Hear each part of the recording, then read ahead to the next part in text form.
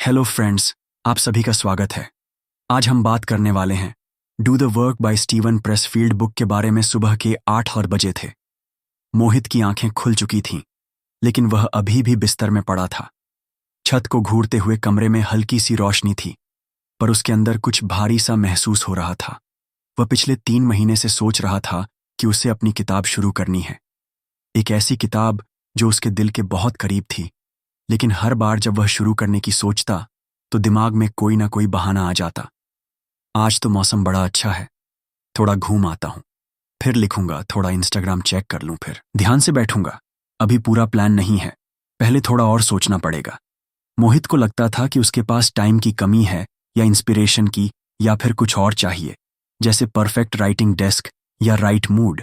लेकिन सच्चाई यह थी कि उसे रोकने वाली कोई बाहरी चीज नहीं थी, वो खुद ही अपने रास्ते में था। उसके अंदर एक इनविजिबल फोर्स थी जो उसे बार बार पीछे खींच रही थी। उसी का नाम था रेजिस्टेंस। शुरुआत में मोहित को लगा कि यह बस उसकी आदत है प्रोक्रेस्टिनेट करने की, लेकिन जब उसने स्टीवन प्रेसफील्ड की एक किताब द वॉर ऑफ आर्ट पढ़ी तो उसे जैसे एक आईना मिल गया।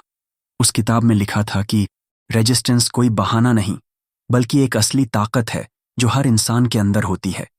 ये कोई शैतान नहीं है, ना ही कोई भूत। ये हमारी ही एक इंटरनल एनिमी है, और इसकी स्पेशलिटी होती है हमें सिड्यूस करना, डिस्ट्रैक्ट करना और हमारी ग्रोथ से दूर ले जाना। मोहित को जैसे अपनी सारी फीलिंग्स की क्लैरिटी मिलने लगी। उसे समझ आया कि रेजिस्टेंस कोई एक्सटर्नल फैक्टर नहीं है, ये तो वो इनर वॉइस है जो कहती है तू कौन होता है, किताब लिखने वाला कौन पढ़ेगा तेरी बातें, या फिर थोड़ा और वेट कर ले, अभी सही टाइम नहीं आया। और सबसे खतरनाक बात यह थी कि रेजिस्टेंस हमेशा लॉजिकल और स्वीट लगने वाले बहानों के पीछे छुप जाती थी।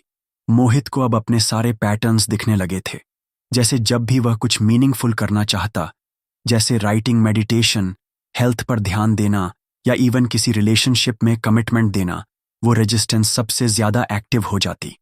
उस दिन उसने तय किया कि वह इस इनविजिबल फोर्स को समझेगा, और हर बार जब यह सामने आएगी तब वह उसे पहचान कर उससे भिड़ देगा। उसने अपने दिन की शुरुआत लिखने से की, सिर्फ 10 मिनट ही सही, लेकिन उसने खुद से कहा, बस बैठ जा और शुरू कर। उसने देखा कि शुरू करने से पहले ही उसका दिमाग हजारों डिस्ट्रैक्शन देने लगा। फोन वाइब्रेट कर रहा था, एक दोस्त का मैसेज आया था, और उसके पेट में हल्की सी भूख भी लगने लगी थी। देखा, यही है रेजिस्टेंस, उसने खुद से कहा। रेजिस्टेंस इतनी चालाक होती है कि ये हमारी लैंग्वेज बोलती है। ये हमें डर का ऐसा फील कराती है जैसे कुछ बहुत बड़ा गलत हो जाएगा। अगर हम आगे बढ़े, ये कहती है क्या पता फेल हो जाए, या तू तो परफेक्ट राइटर है ही नहीं। लेकिन मोहित ने समझा कि ये सब सिर्फ इल्यूजन्स हैं। रेजिस्टेंस डर पर फीड करती है। जितना ज्यादा डोंगे उतनी ही पावरफुल होती जाएगी, और जितनी बार कंफर्ट जोन में जाओगे उतना ही स्ट्रांग होती जाएगी। लेकिन मजेदार बात यह थी कि रेजिस्टेंस सबसे ज्यादा स्ट्रांग उस वक्त होती थी जब आप गोल के बिल्कुल करीब होते हो।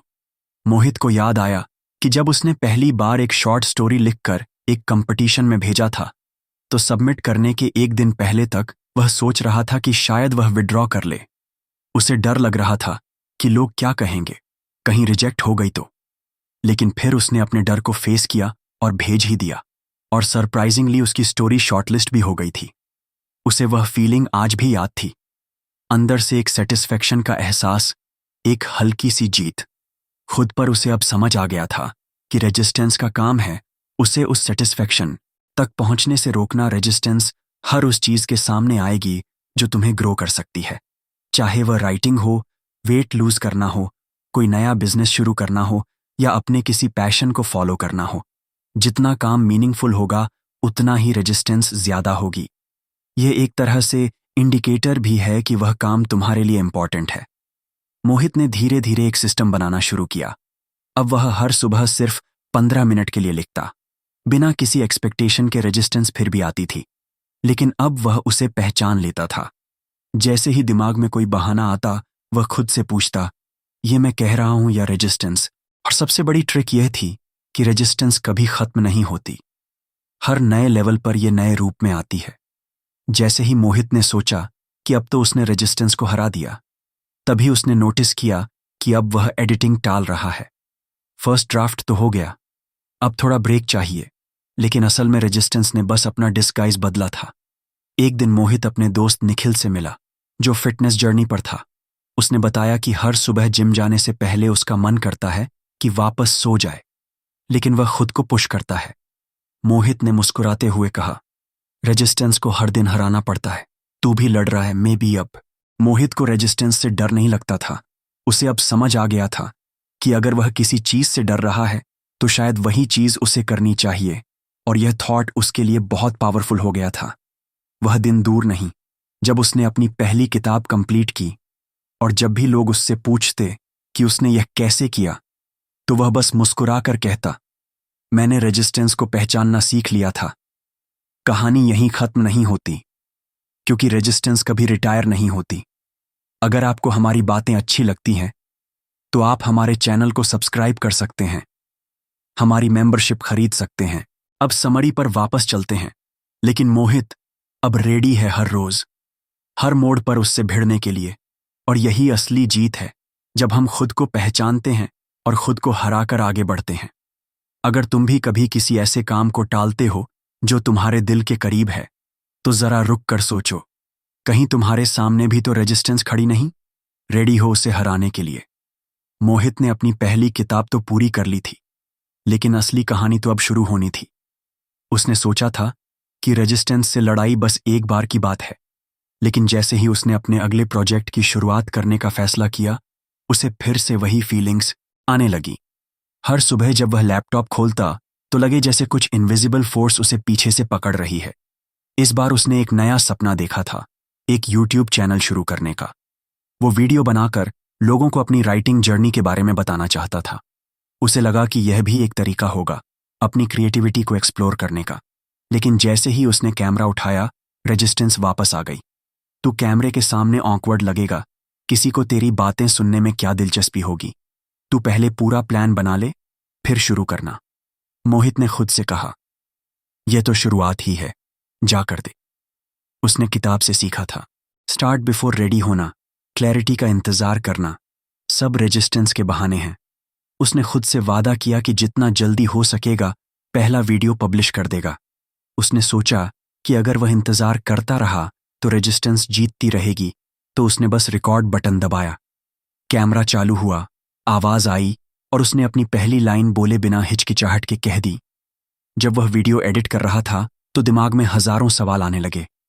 ये ठीक से शूट नहीं हुआ, आवाज साफ नहीं है, बैकग्राउंड अच्छा नहीं लग रहा। तभी उसने खुद को टोका, याद रख, परफेक्ट कभी नहीं आता। एक हफ्ते में उसने 3 वीडियो रिकॉर्ड कर ली। उसने डिटेल्स पर ज्यादा सोचने की बजाय खुद से कहा, बस काम करते चल, आहिस्ता आहिस्ता सब इंप्रूव हो जाएगा। उसने समझा कि शुरुआत में ट्रस्ट ही सबसे बड़ा हथियार है। आइडिया कितना भी वेग हो, अगर आप उस पर काम करना शुरू कर दो तो वह धीरे धीरे सैंप बनता है। उसने अपने एंड गोल को भी सेट किया, 100 वीडियो विद इन 6 महीने, और फिर इसे छोटे छोटे टास्क में तोड़ दिया ताकि हर दिन कुछ मैनेजेबल रहे। पर असली टेस्ट तब आया जब वो मिडिल फेज में पहुंचा। शुरुआती उत्साह थोड़ी देर में ही खत्म हो गया। वीडियो बनाना थोड़ा बोरिंग हो गया, व्यूज कम आने लगे, और कमेंट्स में कुछ लोग आलोचना भी करने लगे। ये वही जगह थी जिसे press field at belly of the beast कहता है। आप अंदर फंसे होते हो ना, आगे रास्ता दिखता है ना पीछे रेजिस्टेंस हर कोने में मंडराती है। मोहित को डाउट्स आने लगे, क्या ये आइडिया सही था? क्या मुझे सब बंद कर लेना चाहिए और कुछ दूसरा करना चाहिए? ये वही टाइम था जब वह पहले भी कई बार दूसरे प्रोजेक्ट्स छोड़ चुका था। एक दिन उसकी मूड इतनी डाउन हुई कि उसने 2 दिन तक कुछ काम ही नहीं किया। सोफा पर पड़ा नेटफ्लिक्स देखता रहा। लेकिन तीसरे दिन उसने खुद से कहा, या तो तू डूब जा या फिर इन सब सवालों से ऊपर उठ। उसने फिर से किताब को खोला जहां लिखा था, trust process not your mood. Press field कहता है कि मिडिल वाले फेज में हिम्मत हारने वाले सबसे ज्यादा होते हैं, क्योंकि सब मैसी लगने लगता है। पर सच ये है कि यह मैसीनेस क्रिएटिव प्रोसेस का हिस्सा है। आपको बस दिखावा नहीं करना, ओवर एडिटिंग से बचना और मोमेंटम को बरकरार रखना है। मोहित ने वह गलती नहीं की जो वह पहले करता था। उसने खुद को रिमाइंड किया कि जब तक वो 100 वीडियो पूरे नहीं करेगा तब तक कोई जजमेंट नहीं। No over thinking, no quitting. उसने लिखा, stick to the original vision. और उसे याद आया कि उसने अपने पहले वीडियो में क्या कहा था, मैं अपनी जर्नी शेयर करूंगा, अच्छे या बुरे, सब कुछ। धीरे धीरे उसे मिडिल फेज से निकलने का रास्ता मिल गया। उसने अपने ट्रैक से हटना बंद कर दिया। डिस्ट्रैक्शंस जैसे इंस्टाग्राम स्क्रोलिंग उसने मिनिमाइज की। उसने जिम जाना, मेडिटेशन करना और राइटिंग सुबह सुबह शुरू कर दी ताकि उसका दिमाग क्लियर रहे। मोमेंटम से एक अजीब सा मैजिकल एहसास था, जितना आप मूव करते हो उतना ही रास्ता तय होता जाता है। लेकिन फिर आया वो स्टेज जो सबसे ट्रिकी होती है, एंडिंग ऑनली। इनफ रेजिस्टेंस ने फिर से अपना नया रूप दिखाया। उसने 92 वीडियो बना लिए थे, लेकिन 8 वीडियो बाकी थे और अचानक उसे एक नया आइडिया सूझा, why not start a podcast. वो बिना सोचे एक नए प्रोजेक्ट पर जंप मारने वाला था, लेकिन फिर खुद को संभाला। यह रेजिस्टेंस है जो मुझे फिनिश लाइन से हटाना चाहती है। एंड के पास आते ही नए डाउट्स आने लगे। क्या मेरी ऑडियंस को यह आखिरी वीडियो पसंद आएंगे? क्या मेरे सारे एफर्ट्स वेस्ट हो जाएंगे? कहीं लोग जज तो नहीं करेंगे? ये वो फियर था जो प्रेस फील्ड कहता है, फियर ऑफ सक्सेस। जब आप ऑलमोस्ट वहां पहुंचने वाले होते हो तो रेजिस्टेंस आपको यह सोचने पर मजबूर करती है कि फिनिश मत करो, इससे बचो। मोहित ने खुद से कहा, शिप इट, चाहे डर कितना भी हो, उसे बस डिलीवर करना था। उसने आखिरी 8 वीडियो बिना ज्यादा एडिट किए अपलोड कर दिए और फिर एक अजीब सा सुकून महसूस हुआ, जैसे किसी भारी पत्थर को किसी ऊंची पहाड़ी पर चढ़ाकर उसने आखिर उसे नीचे धकेल दिया। उसने समझा कि रेजिस्टेंस कभी खत्म नहीं होगी। हर न्यू बिगिनिंग में, हर मिडवे चुनौतियों में और हर एंड गोल के करीब पहुंचकर यह हमेशा नए रूप में आएगी। लेकिन अब उसके पास फार्मूला था, start before you are ready, trusted process और फिनिश नो मैटर व्हाट। वो अब अगली बार जब किसी नए सपने के बारे में सोचेगा तो रेजिस्टेंस से लड़ने के लिए तैयार होगा। वह जानता था कि यह यात्रा आसान नहीं होती, लेकिन इसका रिवॉर्ड हमेशा वर्थ इट होती है। तो पूछो खुद से, क्या तुम भी रेडी बनने का इंतजार कर रहे हो या एक्शन लेकर रेजिस्टेंस को हराना चाहते हो? क्योंकि सच यही है, ready is all just start. Mohit की किताब अब मार्केट में आ चुकी थी। पहली बार जब उसने उसे अपने हाथ में पकड़ा तो उसके चेहरे पर एक हल्की मुस्कान थी, वो मुस्कान जो जीत के बाद खुद ब खुद आ जाती है। लेकिन यह खुशी ज्यादा देर तक नहीं टिकी। लॉन्च के कुछ दिन बाद ही मोहित को एक खालीपन महसूस होने लगा। अब क्या, उसने खुद से पूछा। उसका ड्रीम पूरा हो चुका था, लेकिन अब जो अगला चैप्टर शुरू होना था वह असली चर्च था। एक दिन वह कैफे में बैठा था, लैपटॉप के सामने नया चैप्टर लिखने की कोशिश कर रहा था, पर कुछ भी लिख नहीं पा रहा था। अंदर से एक आवाज आ रही थी, थोड़ा रेस्ट कर ले, तूने बहुत मेहनत की है, अब फेमस भी हो गया है, थोड़ा रिलैक्स कर। उसका दोस्त राघव, जो खुद एक फिल्म मेकर था, सामने बैठा उसे ऑब्जर्व कर रहा था। कुछ देर बाद बोला, तू एमिटर की तरह बिहेव कर रहा है। मोहित चौंका, मतलब? राघव ने अपनी कॉफी सिप करते हुए कहा, देख, तू अब सोचता है कि तूने एक बार कुछ बड़ा कर लिया तो अब इंस्पिरेशन खुद आनी चाहिए, पर सच्चाई यह है कि असली आर्टिस्ट वो होता है जो बिना इंस्पिरेशन के भी रोज काम करता है। उस रात मोहित ने स्टीवन प्रेसफील्ड की किताब द वॉर ऑफ आर्ट दोबारा उठाई और सेक्शन 3 में जो लिखा था वह सीधा उसके दिल में उतर गया। एमचर और प्रोफेशनल में जो फर्क होता है वो सिर्फ स्किल या टैलेंट का नहीं होता, वह माइंडसेट का होता है। एमचर वही होता है जो मोटिवेशन पर डिपेंड करता है, अगर मूड है तो लिखेगा, नहीं है तो छोड़ देगा। लेकिन प्रोफेशनल हर हाल में काम करता है, चाहे उसका मन करे या नहीं। मोहित ने अपने पिछले कुछ हफ्तों के बिहेवियर पर गौर किया। उसे रियलाइज हुआ कि वह एक एमेचर की तरह एक्ट कर रहा था। उसने एक बार कुछ अचीव किया और अब उसे लगने लगा था कि उसे छूट मिल गई है, लेकिन सच्चाई यह थी कि उसे ग्राउंड पर वापस आना था। अब उसने खुद से एक कमिटमेंट लिया, हर दिन सुबह 8 बजे वह अपने राइटिंग डेस्क पर बैठेगा, चाहे इंस्पिरेशन आए या ना आए। उसने कैलेंडर पर मार्क करना शुरू किया, कितने दिन उसने लिखा और कितने दिन नहीं। एक व्हाइट बोर्ड लगाया जिसमें लिखा था, नो एक्सक्यूजेस शो अप। शुरुआत में मुश्किल थी, कई बार तो लैपटॉप खोलने का भी मन नहीं करता था, लेकिन उसने खुद को डिसिप्लिन बनाया। वह समझ गया था कि प्रोफेशनल बनने का मतलब है डेली प्रैक्टिस, बिना रिजल्ट्स की चिंता किए। एक दिन बारिश हो रही थी, मूड रोमांटिक था, कैफे में बैठने का परफेक्ट वाइब था। उसके दोस्त मूवी प्लान कर रहे थे, मोहित का मन भी गया, लेकिन फिर उसे अपना कमिटमेंट याद आया। उसने पोलाइटली मना किया और अपनी टेबल पर वापस बैठ गया। यही फर्क होता है एक एमेचर और प्रोफेशनल में। एमेटर अपनी फीलिंग्स के साथ फ्लो करता है, प्रोफेशनल अपनी फीलिंग्स को रिकॉग्नाइज करता है लेकिन काम को प्रायोरिटी देता है। धीरे धीरे मोहित ने समझना शुरू किया कि प्रोफेशनल बनने के लिए सिर्फ डेडिकेशन नहीं, पेशेंस और ह्यूमिलिटी भी चाहिए। उसे अपनी किताब के बाद कुछ फेम मिलने लगी थी। सोशल मीडिया पर लोग उसे टैग करने लगे थे, इंटरव्यूज आ रहे थे, लेकिन उसने अपने ईगो को साइड में रखा। फेम टेम्परेरी होता है लेकिन क्राफ्ट परमानेंट। अब मोहित दूसरों की तारीफ का इंतजार नहीं करता था। पहले वह हर रिव्यू पढ़ता था, हर कमेंट का रिप्लाई करता था, लेकिन अब उसका फोकस सिर्फ एक चीज पर था, राइटिंग। कई बार उसे डर लगता था कि अगली किताब उतनी अच्छी नहीं निकलेगी या लोग कहेंगे कि उसकी पहली बुक एक वन टाइम वंडर थी, लेकिन उसने प्रेस फील्ड की वह लाइन याद रखी, that professional acts in the face of fear. Professional डर को रोकता नहीं बल्कि उसके साथ काम करता है। मोहित ने सीखा कि फियर आना नॉर्मल है, लेकिन अगर वह सिर्फ इसलिए रुकेगा कि उसे डर लग रहा है तो वह कभी भी कंसिस्टेंट नहीं बन पाएगा। अब उसने एक नया रिचुअल बना लिया था। सुबह उठते ही 1 घंटा फ्री राइटिंग करता था। कोई स्ट्रक्चर नहीं, कोई एक्सपेक्टेशन नहीं, बस वर्ड्स फ्लो करने देता था। यह उसका रोज का अभ्यास था, जैसे कोई म्यूजिशियन अपना इंस्ट्रूमेंट ट्यून करता है। वह समझ गया था कि प्रोफेशनल बनने का मतलब सिर्फ फुल टाइम आर्टिस्ट बनना नहीं होता, बल्कि फुल टाइम डेडिकेशन रखना होता है। चाहे कोई उसका काम रिकॉग्नाइज करे या नहीं, वो अपना काम करता रहेगा। अब मोहित को प्रेज की जरूरत नहीं थी, न वैलिडेशन की। उसका काम ही उसका रिवॉर्ड बन गया था। वो खुद से लॉयल हो चुका था, अपने मिशन से जुड़ चुका था।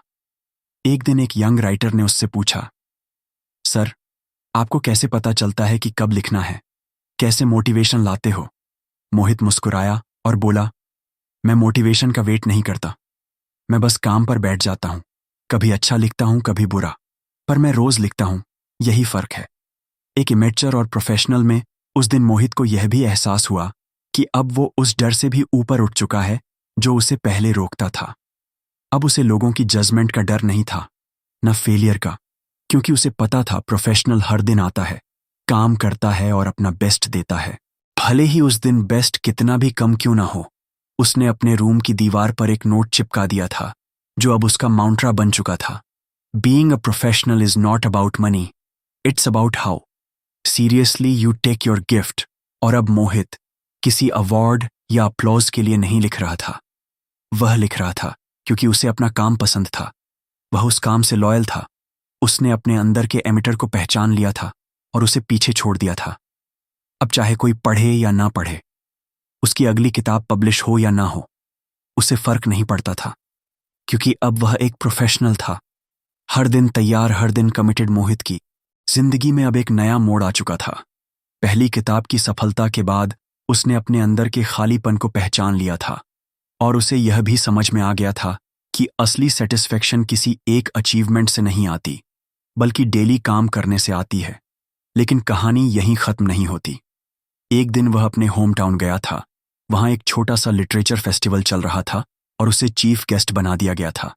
उसे लगा कि चलो थोड़ी ब्रेक मिल जाएगी, साथ में नए राइटर से भी मिलूंगा। इवेंट खत्म होने के बाद एक लड़का उसके पास आया। नाम था रितेश। लड़का थोड़ा घबराया हुआ लग रहा था, लेकिन उसकी आंखों में एक अलग सी चमक थी। सर, मैं भी राइटिंग करता हूं, लेकिन अभी तक कुछ पब्लिश नहीं किया है। मन करता है छोड़ दूं, क्योंकि लोग सीरियसली नहीं लेते। मोटिवेशन भी बार बार चला जाता है। मोहित कुछ पल चुप रहा, फिर बोला, चल कैफे चलते हैं, वहां बात करते हैं। दोनों एक लोकल कैफे में बैठे, गर्म चाय के साथ बारिश की बूंदें खिड़की से टकरा रही थीं। माहौल में एक सुकून था और मोहित का मन कर रहा था कि रितेश को कुछ ऐसा बताए जिससे वह खुद समझे कि असली लेखक कैसे बनते हैं। उसने कहना शुरू किया, देख, मैं तुझे एक सीक्रेट बताता हूं जो मेरी जिंदगी बदल गया। प्रोफेशनल और अमेटोर में फर्क। रितेश थोड़ा चौंका। मतलब? मोहित ने मुस्कुराकर कहा, अमेचर वो होता है जो अपने काम को तब करता है जब उसका मन हो। उसे इंस्पिरेशन चाहिए, मोटिवेशन चाहिए, तारीफ चाहिए। लेकिन प्रोफेशनल वो हर हाल में काम करता है, चाहे बारिश हो, दुख हो, डर हो, थकान हो। वो एक्सक्यूजेस नहीं देता, रितेश ध्यान से सुन रहा था। जब मेरी पहली किताब निकली तो मुझे लगा था अब सब स्मूथ हो जाएगा, मोहित बोला। पर असली चैलेंज तब शुरू हुआ जब मोटिवेशन चला गया। मैं लिख नहीं पा रहा था। पर फिर मैंने स्टीवन प्रेसफील्ड की द वॉर ऑफ आर्ट दोबारा पढ़ी और तब मुझे समझ आया कि मैं अभी भी एमेचर हूं। मैं अभी भी कंफर्ट और प्रेज के पीछे भाग रहा था। पर प्रोफेशनल बनने के लिए माइंडसेट चेंज करना पड़ता है। कैसा माइंडसेट? रितेश ने पूछा। सबसे पहले तो प्रोफेशनल हर दिन काम पर आता है, चाहे उसका मन करे या नहीं। वो वेटिंग मोड में नहीं रहता। मैं अब हर सुबह 8 बजे लैपटॉप खोलकर बैठता हूं। कुछ भी लिखूं, पर बैठता जरूर हूं। यह एक डिसिप्लिन है, रूटीन है, और यही रूटीन तुझे एमेटर से प्रोफेशनल बनाता है। रितेश थोड़ी देर चुप रहा, फिर बोला, लेकिन डर भी तो लगता है ना कि लोग क्या कहेंगे, या कहीं अच्छा ना लिख पाऊं तो। मोहित ने हल्की मुस्कान के साथ कहा, प्रोफेशनल डर के बावजूद काम करता है, फियर को फेस करता है, रन नहीं करता। डर लगना नॉर्मल है, बट वह तुझे रोकना नहीं चाहिए। मेरा मानना है अगर तुझे डर लग रहा है तो मतलब तू सही डायरेक्शन में जा रहा है। और अगर लोग तारीफ ना करें, प्रोफेशनल प्रेज के लिए काम नहीं करता। वो अपने मिशन पर फोकस करता है। उसे मालूम होता है कि उसका काम ही रिवॉर्ड है। मैं जब लिखता हूं तो ना रिव्यूज सोचता हूं ना लाइक्स, बस ये सोचता हूं कि आज जो मुझे करना है वह मैं कर रहा हूं। रितेश अब धीरे धीरे समझ रहा था। मोहित ने आगे कहा, प्रोफेशनल में पेशेंस होता है। उसे पता होता है कि ग्रेटनेस एक दिन में नहीं आती। वो डेली प्रैक्टिस करता है। वो हम्बल होता है, खुद को बेस्ट नहीं समझता, बल्कि सीखते रहता है। उसका ईगो उसके काम के सामने छोटा होता है। चाय खत्म हो चुकी थी, लेकिन बातों का फ्लेवर और भी गहरा होता जा रहा था। मोहित ने रितेश से पूछा, तू रोज लिखता है? रितेश बोला, नहीं, जब मन करता है। कभी कभी हफ्तों नहीं लिख पाता। तो अभी तू एमीटर है। मोहित ने सीधे कहा, लेकिन अगर तू चाहता है कि लोग तुझे सीरियस लें तो तुझे पहले खुद को सीरियस लेना होगा। अपना एक फिक्स टाइम रख और रोज लिख, even if it's bad. Bad लिखना भी एक स्टेप है बेटर लिखने की तरफ। रितेश थोड़ी देर सोचता रहा, फिर बोला, मतलब अगर कोई पैसे नहीं मिल रहे तब भी रोज लिखूं? बिल्कुल, मोहित बोला। बीइंग अ प्रोफेशनल का मतलब सिर्फ पैसे कमाना नहीं होता। वो एक माइंडसेट है। तू अपनी आर्ट से लॉयल है या नहीं, ये इंपॉर्टेंट है। अगर तू इसे सीरियसली लेगा तो इवेंचुअली दुनिया भी लेगी।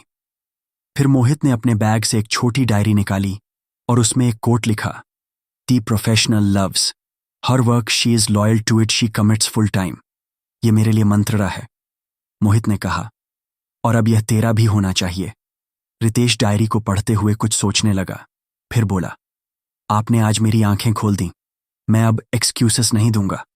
मोहित ने हंसकर कहा, एक्सक्यूसेस एमचर का लग्जरी है, प्रोफेशनल को बस एक चीज चाहिए होती है, कमिटमेंट। उसके बाद कुछ हफ्तों तक मोहित रितेश से कांटेक्ट में रहा। रितेश ने अपना शेड्यूल बनाया। हर सुबह 1 घंटे का राइटिंग स्लॉट। कभी अच्छा लिखता, कभी नहीं, पर उसने एक दिन भी स्किप नहीं किया। कुछ महीनों बाद रितेश ने मोहित को एक मैसेज भेजा, सर, मेरी पहली शॉर्ट स्टोरी मैगजीन में छपी है।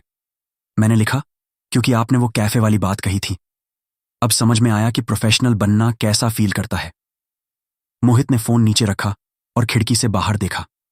हल्की बारिश हो रही थी उसे। वह दिन याद आया जब वह खुद एमिटर था। अब वह जानता था कि उसका काम सिर्फ खुद के लिए नहीं था।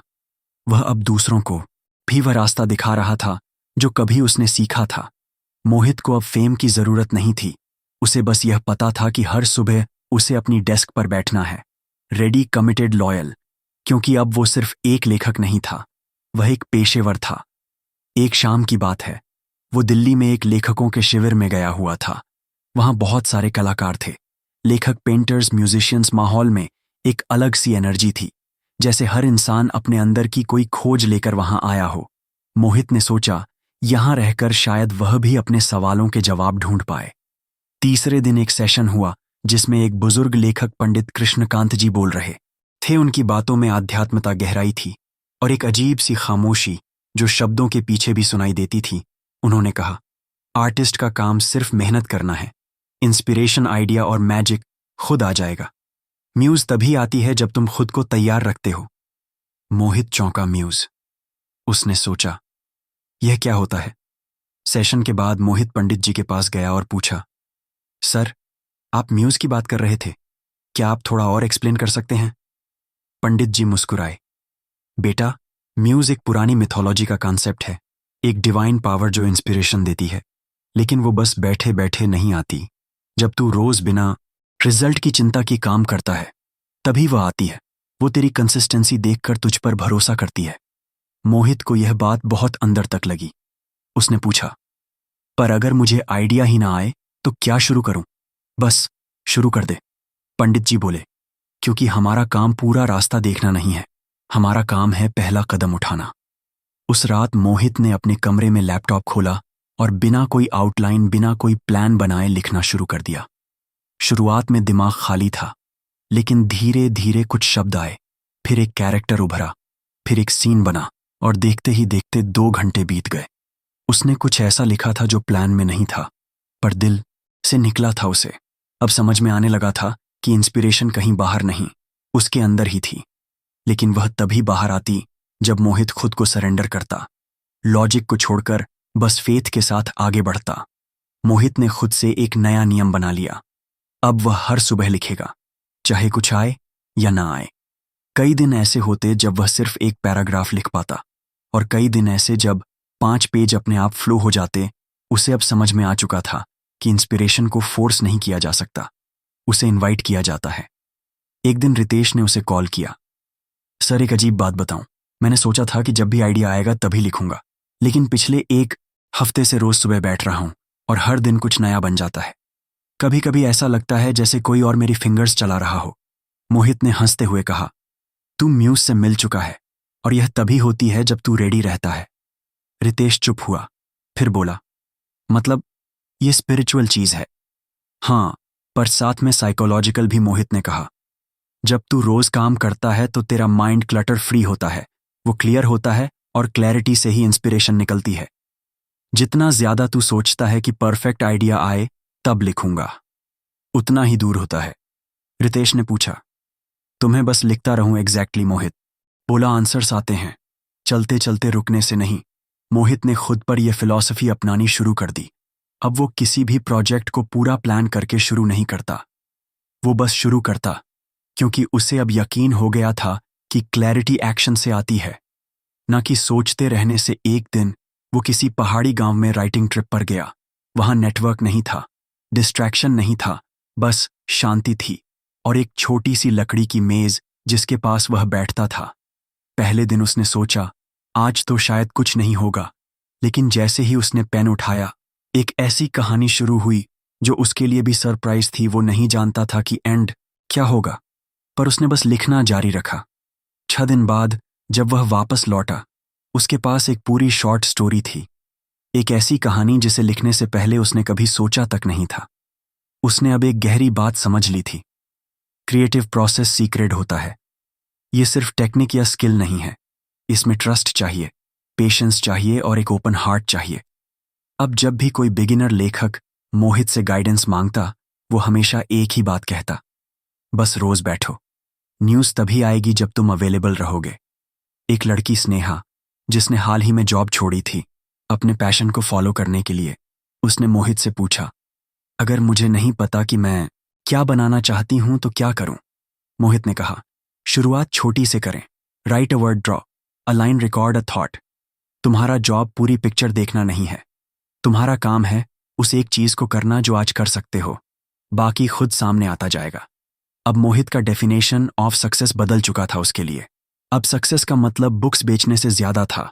अब सक्सेस था डेली अपने काम के लिए रेडी रहना, ट्रस्ट रखना कि इंस्पिरेशन आएगी, और इस प्रोसेस में अपना बेस्ट देना। अब जब वह अपने पुराने ड्राफ्ट्स पढ़ता तो उसे पता नहीं चलता कि वह कैसे लिखा गया था। ऐसा लगता जैसे वह सिर्फ एक माध्यम था, वर्ड्स कहीं और से आए थे, और यही उसकी सबसे बड़ी रियलाइजेशन थी। Inspiration flows from dedication. उसे अब यह भी समझ में आ चुका था कि लॉजिक जरूरी है, लेकिन सही समय पर अगर शुरू में ही सब कुछ लॉजिक से सोचोगे तो इमेजिनेशन दम तोड़ देती है। म्यूज लॉजिक से नहीं, इमोशन और एनर्जी से आती है। और यह सब जानने के बाद मोहित के लिए राइटिंग एक स्पिरिचुअल जर्नी बन गई थी। वो अब रोज मंदिर नहीं जाता था, लेकिन उसकी राइटिंग डेस्क ही उसका मंदिर बन गई थी। वहां वह बैठता, पेन उठाता, और यूनिवर्स से साइलेंटली कहता, मैं तैयार हूं, स्पीक थ्रू मी। उसकी आखिरी डायरी में उसने लिखा, मैं इंस्पिरेशन की प्रतीक्षा नहीं करता। I work and she comes to visit. और अब वह जानता था कि किसी भी क्रिएटर के लिए सबसे सीक्रेट चीज होती है faith in the unseen and trust in the muse. एक दिन मोहित को एक बड़ा ऑफर मिला। एक फेमस OTT प्लेटफॉर्म ने उसे अप्रोच किया था एक लिमिटेड वेब सीरीज लिखने के लिए। पहले तो मोहित बहुत एक्साइटेड हुआ, लेकिन एक्साइटमेंट के बाद डर भी आया। ये पहली बार था जब कोई उसके लिखे हुए को स्क्रीन पर कन्वर्ट करने वाला था, वो भी इतने बड़े स्केल पर। कुछ दिन तो उसने सिर्फ अपने आइडियाज के साथ स्ट्रगल किया। क्या लिखूं, कैसे शुरू करूं, कौन सा टॉपिक हो, क्या लोग पसंद करेंगे। फिर एक रात उसने अपने पुराने नोट्स निकाले, वो नोट्स जो उसने उस समय लिखे थे जब वह खुद को राइटर मानने से भी डरता था। एक लाइन उस नोट में बहुत बोल्ड में लिखी थी, begin with a premise, be clear about your why. उसे याद आया कि हर प्रोजेक्ट की शुरुआत क्लैरिटी से होती है। उसने एक वाइट बोर्ड लिया और उस पर बस एक सवाल लिखा, ये कहानी किस बारे में है। और फिर नीचे लिखा, ये एक आदमी की कहानी है जो सब कुछ खो देता है, लेकिन फिर भी वही चीजें ढूंढ लेता है जो वास्तव में महत्वपूर्ण है। बस इतनी सी बात ने पूरे केओस को एक डायरेक्शन दे दी। उसे अब पता था कि वह कहाँ जाना चाहता है। अब अगला स्टेप था स्ट्रक्चर बनाना। वो जानता था कि बिना स्ट्रक्चर के कहानी गाड़ी की तरह होती है जिसके पास डायरेक्शन नहीं होती। उसने अपनी कहानी को 3 पार्ट्स में बांट दिया, शुरुआत, संघर्ष और समाधान। पहले एक्ट में कैरेक्टर की नॉर्मल लाइफ दिखाई जाएगी, दूसरे में उसकी जिंदगी उलट जाएगी और तीसरे में वह खुद को फिर से बनाएगा।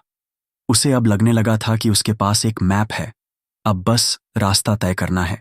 लेकिन जब उसने लिखना शुरू किया तो पहला ड्राफ्ट बिल्कुल बिखरा हुआ था। कहीं डायलॉग्स कमजोर थे, कहीं सीन्स बेसिर पैर के लग रहे थे। उसके अंदर का परफेक्शनिस्ट बार बार कह रहा था, ये क्या लिखा है, ये तो अच्छा नहीं है। लेकिन मोहित ने उस वॉइस को शट कर दिया और खुद से बोला, पहला ड्राफ्ट रफ ही होगा, ये तो बस मिट्टी है, उससे मूर्ति बाद में बनेगी। उसने खुद को एक रूल दे दिया, स्टार्ट फास्ट एंड स्लोपी। मतलब जितना जल्दी हो सके बिना सोच विचार किए लिखो। उसके लिए पहला ड्राफ्ट क्रिएटिविटी का फ्री फ्लो था, न कि जजमेंट का मैदान। मोहित को एक और चीज अब तक समझ आ गई थी, मोमेंटम इज एवरीथिंग। अगर एक दिन ब्रेक हो गया तो अगले दिन 2 घंटे लगते हैं वापसी में। इसीलिए उसने हर दिन चाहे एक पैराग्राफ ही सही, लेकिन लिखा जरूर, चाहे मूड हो या ना हो, इंस्पिरेशन हो या ना हो। वो अपनी टेबल पर बैठता और कुछ ना कुछ क्रिएट करता। फिर एक दिन ऐसा भी आया जब उसका हाफ वे ड्राफ्ट रेडी था और दोस्तों ने जिद की कि उन्हें पढ़ना है। पहले तो मोहित का मन किया कि दिखा दे, लेकिन फिर उसे याद आया प्रेस फील्ड की एक बात, इग्नोर फीडबैक व्हाइल क्रिएटिंग। क्योंकि अगर किसी ने उस वक्त कुछ डिमोटिवेटिंग कह दिया होता तो शायद वह अगले हफ्ते तक कुछ भी ना लिख पाता। इसलिए उसने सबको मना कर दिया, जब पूरा हो जाएगा तब दिखाऊंगा।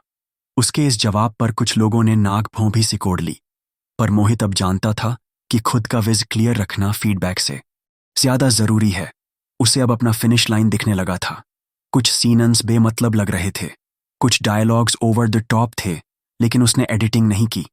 वो खुद को एक ही बात बार बार रिमाइंड कराता, फिनिश फर्स्ट पॉलिश लेटर। क्योंकि अगर वह बार बार पीछे मुड़कर एडिट करता तो आगे कभी नहीं बढ़ पाता। मोहित ने अब खुद के लिए एक राइटिंग डिसिप्लिन बना लिया था। हर प्रोजेक्ट के पहले दिन वह सिर्फ एक सेंटेंस लिखता, this is a story about, और वही उसका नॉर्थ स्टार बन जाती। फिर वह 3 हिस्सों में डिवाइड करता, शुरुआत, टकराव और समाधान। वो स्ट्रक्चर बनाता, लेकिन खुद को उसमें पूरी तरह बंद नहीं करता। स्ट्रक्चर गाइड करता था, बांधता नहीं था। जब वह एक्चुअल राइटिंग शुरू करता तो परफेक्शन की परवाह नहीं करता। उसका फोकस सिर्फ मोमेंटम पर होता। अगर कुछ काम नहीं कर रहा होता तो वह उसे छोड़कर आगे बढ़ जाता। बाद में वापस आने के लिए उसे अब समझ में आ चुका था कि फ्लो तभी आता है जब माइंड ओवर थिंकिंग से बाहर हो। एक बार उसकी छोटी बहन प्राची, जो पेंटिंग करती थी, फ्रस्ट्रेटेड होकर बोली, मुझे लगता है मेरी पेंटिंग बेकार है, मैं बार बार स्टार्टिंग में ही रुक जाती हूं। मोहित ने उसे समझाया, तू पेंटिंग पूरी कर, चाहे जैसी भी हो। जब पूरी होगी तभी तुझे पता चलेगा कि क्या अच्छा है क्या नहीं। अगर तू बीच में ही रुक जाएगी तो फिनिश पॉइंट कभी नहीं देख पाएगी। प्राची मुस्कुराई और बोली, मतलब पहले खराब बनाएंगे फिर अच्छा। Exactly. Mohit Hansa, bad art is a step towards good art, बस रुको मत। मोहित ने उस वेब सीरीज का पहला ड्राफ्ट 3 हफ्तों में खत्म किया। उसने खुद से वादा किया था कि बीच में कोई एडिटिंग नहीं करेगा, कोई रिव्यू नहीं देगा, सिर्फ फिनिश करेगा। जब पूरी ड्राफ्ट उसके सामने थी तो उसने खुद को एक पल के लिए सेलिब्रेट करने दिया। उसके बाद उसने ड्राफ्ट को थोड़ा समय दिया। 2 दिन तक उसे नहीं पढ़ा, बस एक दूरी बनाई, फिर फ्रेश माइंड से वापस आया और एडिटिंग शुरू की, कामली वाइजली, स्टेप बाय स्टेप। उस वक्त उसे अंदाजा भी नहीं था कि उसका फाइनल वर्जन कितना बदल जाएगा, लेकिन अगर वह शुरुआत में ही परफेक्ट बनने की कोशिश करता तो शायद ये फिनिश लाइन कभी देख ही नहीं पाता। तो फ्रेंड्स, ये थी हमारी आज की बुक समरी। आपको कैसी लगी कमेंट करके ज़रूर बताएं और धन्यवाद आपका समरी एंड तक सुनने के